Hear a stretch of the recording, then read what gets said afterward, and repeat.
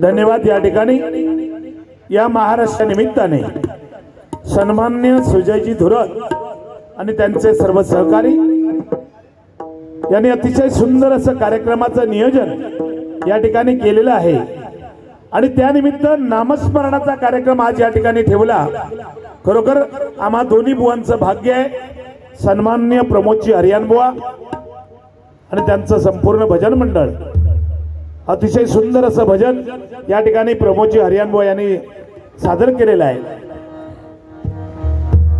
आणि खरोखरच भजन म्हटलं की आपल्या सर्वांना माहिती आहे भजन अक्षर 3 आहेत। भ म्हणजे भजावा, ज म्हणजे जपावा आणि न म्हणजे नमावा, त्याचं नाव भजन आहे। भजन याचा अर्थ असा आहे की भक्ती रसातून जनमानसासमोर नतमस्तक होणे, त्याचं नाव भजन आहे। बुद्धीचा विकास म्हणजे भजन आहे।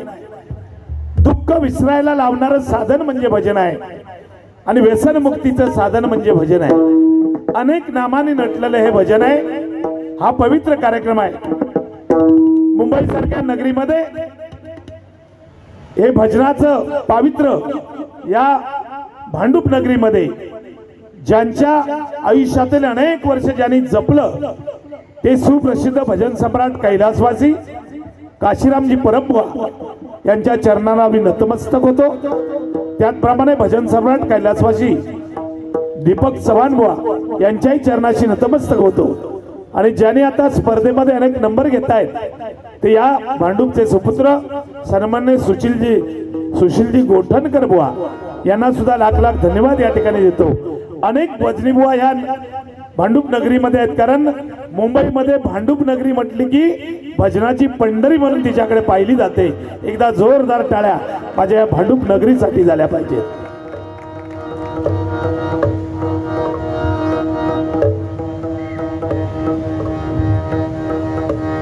तर सांगण्याचं तात्पर्य काय की हा पवित्र कार्यक्रम या ठिकाणी सुजयजी धुरीत यांनी या ठिकाणी ठेवलेला आहे। खरोखर त्यांना लाख लाख धन्यवाद या ठिकाणी द्यायला पाहिजे।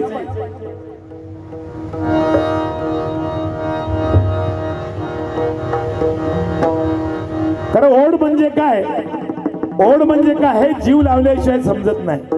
ओढ म्हणजे काय हे जीव लावल्याशिवाय समजत नाही आणि प्रेम म्हणजे काय हे केल्याशिवाय समजत नाही। ओढ म्हणजे काय जीव लावल्याशिवाय समजत नाही, प्रेम म्हणजे काय हे केल्याशिवाय समजत नाही।